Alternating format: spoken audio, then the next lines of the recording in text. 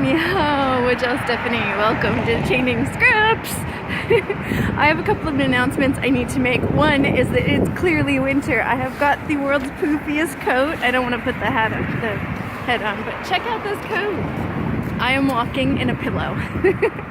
It's funny, I had a winter coat previously, and it was fine, I suppose, but it was very rough, and I needed a winter coat that I could wear indoors. Clearly I'm near a big road, right? I needed a winter coat that I could wear indoors because a lot of places here, even if they heat some of the rooms, do not heat the hallways. So I needed a more flexible, warmer winter coat that I could wear indoors. Figure that one out. Anyway, every place has its quirks. This is certainly not the only place in the world that is like this. Oh my god, it's cold today. Okay, so I have a few quick announcements and then we're gonna dive into my update, my study update, which is really short and introspective, strangely enough. And then we're gonna finish with some, oh my god. Okay, this used to be one of my favorite parks and they closed down and it almost looks like they've reopened, but I'm hesitant to walk in yet. No, normally if you see the dancing people, it means it's open and there's still construction signs. So it's not totally up yet. Okay, first announcement. We're on interview hiatus, which means the interviews are on the podcast and on the YouTube channel in different forms, obviously, are going to be on a halt while I reorganize, publicize, get more people into this community until April. We'll start off in April. And we'll have, again, people that are learning or have learned and use Mandarin Chinese now, and people who grew up with the language. If you know anybody, especially the second category of people that grew up with Mandarin Chinese and can talk about it in English, let me know. I know I live in China, but that's a hard combination to find. And adding the third element of it, they want to talk about learning languages with me. So there you go. So that'll start again in April. In the interim, every 2 weeks, I'll still have my updates on here, both on the podcast if you're listening to this, and on the YouTube channel if you're watching this. Hi, this is Shanghai. Anyway, update number 2 is there is this survey down in the show notes, both in the podcast and the YouTube channel. I want to know who you are. Not that much about you, and don't worry, I'm not going to ask you to play on what I should do next and all that kind of good stuff. I've got lots of ideas. I just want to know who I'm talking to, so I can talk more to you and less just ramble on things. I don't know, just so I can contextualize things more. So it's less than 2 minutes. It's just a few questions, and so that would be super awesome if you could do that. That'll be open for a while, probably during the entire interview hiatus. Until April, if not longer. Those are the announcements. Now I have to cross the street. Oh, thank goodness it started recording again. Okay, I love this place. This opened a few months ago, and they often have, it's like a massage/spa place, and they often have the workers outside in their uniforms dancing around to attract attention. I know it sounds like I'm making fun of them. I'm not. I think it's really cool to allow your workers to come outside and move the heck around. Okay, it might be a little bit embarrassing to do, but it's so normal to do here that I actually think it's really cool to have variety in a work life. So anyway, it's fun to watch them anyway. Most people don't stop, but usually I stop and take videos and take pictures because I think it's actually really cool. The general activity outside here is way higher than than for all ages. It's generally way higher than what I'm used to in the US. But then again, I haven't been back for at least 2 years now, so what the heck do I know? Anyway, this is not a culture video. Sorry! This is language. My big thing right now is that I haven't done much since my last update video. Because I don't know if you can hear my voice, but I'm struggling with a head cold that kept me on my back with a very cloudy head and a very red nose for an entire week. Today's the second day that I've been out in over a week. Yesterday I went out just so I wouldn't be weird at work today because I've been calling in sick and I just haven't been well. It's just a head cold. It's nothing major, so no freakouts. But yeah, it was bad. So mostly what I did was organize my tracking systems, and that's it. I didn't even have the headspace to listen to much. I didn't even get caught up on a lot of podcasts or audiobooks because my head was so fluffy I could barely watch TV programs and stuff. Okay, so what I've done instead is, when I wasn't comatose, lying down, sleeping, trying to get rid of this damn thing, is think. And here's the biggest thing that I'm noticing is, even when I was studying like 1 or 2 hours a day, which has been pretty much how much I've been studying except for the week before tests, since HSK 3 test, it doesn't feel the same. It doesn't feel like it's enough. Again, I generally feel like I've learned something when I study to the point of what Vaughn in a previous episode called brain burn, right? Or brain freeze. Shoot, I forget the term. But I basically study until I go to that point, and sometimes a little bit beyond. And honestly, that's where my comfort spot is. I feel like that's when I start retaining stuff, is when I challenge myself to the point where it hurts. But I can't find that spot. It's not that I don't find things challenging in HSK 4, because I have started chapter 1, but it just doesn't feel as strong. And so I'm trying to figure out a solution, and I think I have one. So what I think I might have to do is have certain tasks that I do on longer days when I'm studying for like 3 and 4 hours, so I really hit the brain burn, and then tasks that I can do every day. I'm guessing those will be flashcardy things, which I'm still doing for the newer words, flashcardy things, and probably some listening. Now, I just thought of this today. Wow, it's dark in my hallway. I forgot to do my favorite thing in the world. They do have automatic lights and their sound, so instead of stomping, I like to go, whoa! See? It works. Anyway, however, there isn't a light right here, so you're gonna have to bear with me for a second. So, I'm just gonna go inside. I'll be right back.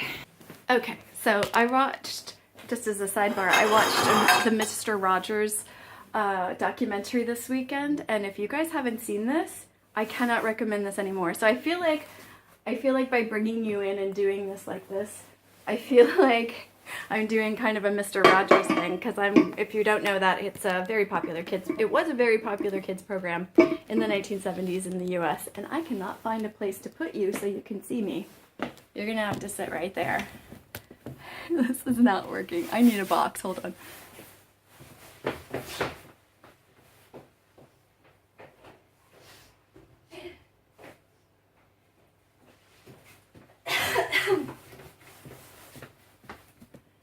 Oh, is that going? Oh god, yeah, this is clearly why I'm much more into podcasting. My video skills are 0. Alright, so let me now show you this. I know these are really popular in Northeast Asia right now. I am a pillow. But it's so warm, it's unbelievable. It's down. Anyway, okay, so here's the solution that I thought of. Here we go. So, I think I already told you. Shoot, I have to hang my coat up. So the solution is, and I should not say this far away from the microphone. The solution is that I need stuff that I can, which is the HSK stuff. I need those chapters and things. I need to bring those with me on days when I can study for 3 or 4 hours and just go and see how long I need. I'm not even sure if it's 3 to 4 hours. It might even be 5. I don't know. But do that a few times a week, instead of 1 to 2 hours a day, because that's not getting me where I need to go. So I have to completely reshift how I'm spending however amount of time. Let's see, if I was doing 2 hours, so anywhere from like, 6 to 12 hours is what I used to do. Again, more when it came closer to test days, but generally 6 to 12 hours a week. Now I want to put that in maybe 3 times, like maybe 4 hours, 3 times a week, which is hard to fit into a day, but I only work part-time, so this is possible. I just have to really plan it out and literally write it in my planner so I don't schedule going all around the city and then sitting down and doing 4 hours of studying. So, and I actually look forward to this, because I've been struggling with this ever since HSK 3 ended. I can't get to that brain burn the way that I used to, and that's when I feel like I'm learning, and that's when I feel like stuff sticks in my brain. It sounds masochistic, and you can't actually see the results of what I've gotten so far, so it's really hard for you to gauge what I'm talking about. But all I can do is describe it in English now, and I hope after a certain point I can show you in Chinese in some way, even if it means typing in pinyin and you seeing the characters on the screen, which I may have to do because honestly, I have learned so much over the past 2 years and I can't convey that to you, and it's semi-driving me crazy. Now, if I type, that's not going to be good for the podcast part, but the YouTube guys will see it. So I don't know how that's going to work out, but I'm a long way, I'm not a long way. I'm thinking about doing that. So I'll figure that out before I do it. So I need to figure out what are the longer tasks I can do for 4 hours, potentially, and what are the shorter tasks I can do most days. Because what's happening during this struggle and during this cold is that I'm not doing anything. And that is not good. I already took a mini break after HSK 3, so this is the second mini break since the beginning of December, and it's only January, this is not the day you're going to hear this, but the day I'm recording this is January 16th, and I know because I've said that date a lot today. So that's too many breaks in about 6 weeks. Too many for my comfort. So I need to get on this now, even though, look at that, I'm like Rudolph the Red-Nosed Reindeer. It sucks. Anyway, despite that, I need to get on this. So, I'm going to draw up a tentative plan tonight of, I don't think I'm going to plan exactly what I'm going to do in the 4 hours.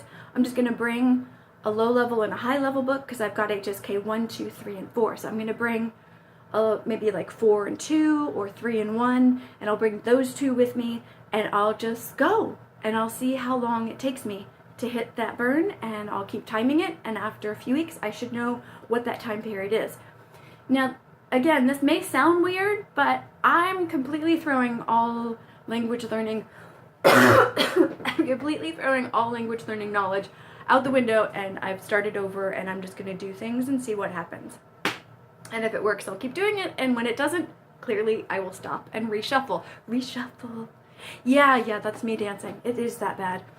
Anyway, I have to go eat my dinner now, which is Korean rice cakes. This is not truly a healthy dinner, but it's super yummy. And then tomorrow I get to experiment. This is so much fun. I just went to Lawson's, which is like a Japanese, it is a Japanese convenience store. It's not like a Japanese convenience store is one. They now have quinoa milk. I've never tried this, but I've been trying to get off of cow's milk for a while. Not for any super moral reason, because I'm not that person anymore, mostly just because of health reasons, and it just doesn't feel great. So I'm excited to try quinoa milk. So do hit me up on social media in about a day or two and ask me how that went. And if you've tried it, please contact me or leave a comment down below and let me know. Down below on YouTube and on Podbean, you can also leave comments. I literally check comments everywhere, so it does not matter where you leave them, I will get back to you. Don't you worry.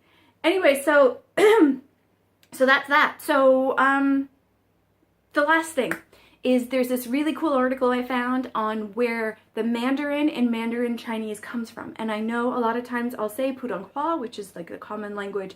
It's the what Chinese people say about the standard Mandarin Chinese dialect that is used in China, or just in the world, let's say, I think, at least in mainland China. I'm pretty sure that's just standard Mandarin Chinese, period. But where did that Mandarin and Mandarin Chinese come from, and why have I gotten so nitpicky on not just saying Chinese? Because depending on how you look at it, there's a lot of politics that can come in. Which form of Chinese are you talking about? Which location are people using the Chinese? Because that regionalizes it too. So there's a lot under the umbrella of Chinese. So I try to use Putonghua as much as possible so that we all know we're talking about the standard version. I hope to be able to play with other versions later on, but you have to know the basics before you can get creative. And for me, the basics will probably take a decade or so. So I'll put that link down in the show notes, or if you're listening on Podbean, in wherever your show notes appear in your podcast player. They're in different places and different podcast players.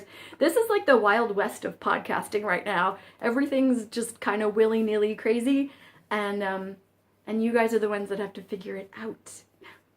Yeah, thanks for doing that. Anyway, so that's a really interesting article and I'll leave that for you. I thought it was very, very interesting, and I'm going to be redundant and say the word interesting because I'm hungry, and if you can't see what I'm pointing to, you might want to come over to the YouTube video. Maybe I'll just make this my Instagram photo. There we go. I'll just take a screenshot of that sucker. Anyway, thank you so much for watching this and for putting up with me while I figure out how the hell to keep continuing studying throughout 2019. My first language learning plan of the year has already smashed and failed. Boom! Failure 1 out of the way. Do you know what that means? It means success is around the corner. And what is success? A study plan that works. Not a result, not being able to speak a certain way because that's not truly my goal, but a study plan that works, that challenges me, that keeps me motivated and keeps me going so I can get to some sort of reading and writing fluency to a point that I feel like I can learn within the language, because that is my goal. Anyway, what's your goal? Are you learning Mandarin Chinese? Are you learning Putonghua? What are you doing? Where are you studying? Where are you in your studying? What's your plan for 2019? Now that I have year-long study plans, I love asking people their year-long language learning study plans. I inevitably hate the question of anything that tries to quantify what I'm doing in a way of output, because my output sucks completely and utterly is awful. But except for if I'm typing in Pinyin, that's fine. That's actually improving by the day. But this is me thumb typing. I don't know. On a phone, clearly. I'm rambling. I'm so rambling. Thank you very much for watching. And let's see, 2 weeks now, it's the 16th. Yeah, I'll have another video before Lunar New Year in China, so I'll leave that information for then. If you have any questions about Chinese New Year or anything that I've said in this video, please leave a comment anywhere you want. There will be stuff down below in the comments or wherever you're listening to this. And yeah, just thanks. I'm so hungry. Okay, bye-bye.